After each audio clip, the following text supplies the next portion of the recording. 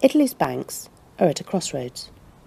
With negative rates, different economic outlook, Brexit, the situation is all more complex and the urgency has just exploded. In Italy there are more branches than pizzeria or pharmacy. And there are more employees and more branches per inhabitant anywhere else in the world. As a result, you need strong consolidation and a huge reduction in number of employees and branches. But solving the problem is difficult. Italy is overbanked and its lenders are weakly profitable. Italy's banks also have €360 billion of soured loans, worth a fifth of GDP, built up during a decade of economic stagnation. €200 billion worth of these are the worst sort, non-performing loans. For some experts, the only way forward is to shut or restructure.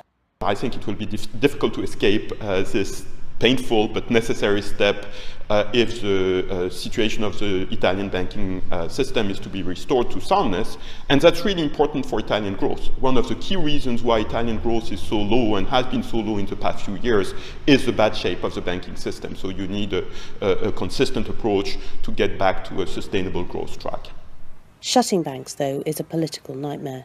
Instead, Italy's Prime Minister Matteo Renzi, who faces a risky referendum on constitutional reform this autumn, has avoided several bank crises this year, using a privately backed fund called Atlas to buy shares and bad loans in problem banks. Investors, nonetheless, remain concerned. I think the two main concerns are, one, regulatory risk, meaning the framework and the institutional mechanism are new and there is uncertainty around the way they're going to be implemented.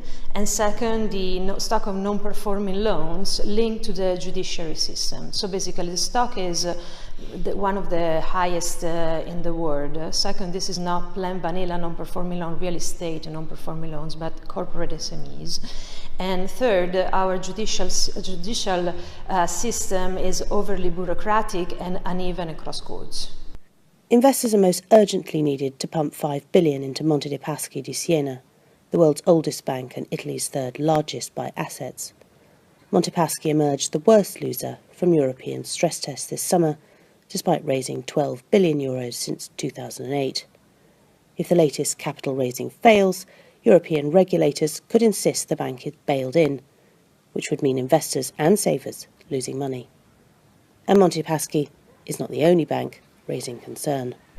UniCredit, Italy's largest bank by assets and its only globally significant financial institution, came in with a core Tier 1 ratio of just 10.3% in June. Senior bankers say new chief executive Jean-Pierre Moustier will unveil a plan that will include a capital hike of up to €10 billion and sales of bad loans and assets later this year. Amid this uncertainty, Mr Renzi has backtracked on promises to stand down if he loses this autumn's referendum. Senior bankers say this may help calm investor jitters. Still, Mr Renzi has not doused long-standing worries about Italy's economy, which showed no growth in the second quarter.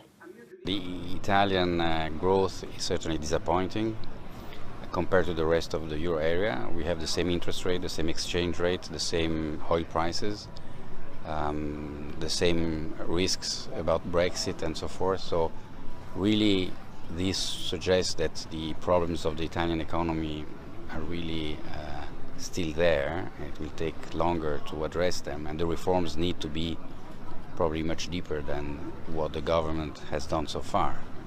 So the agenda, the reform agenda, has still a long way to go in Italy. For Mr Renzi and the banks, the next months could prove decisive. This is Rachel Sanderson, Financial Times in Milan.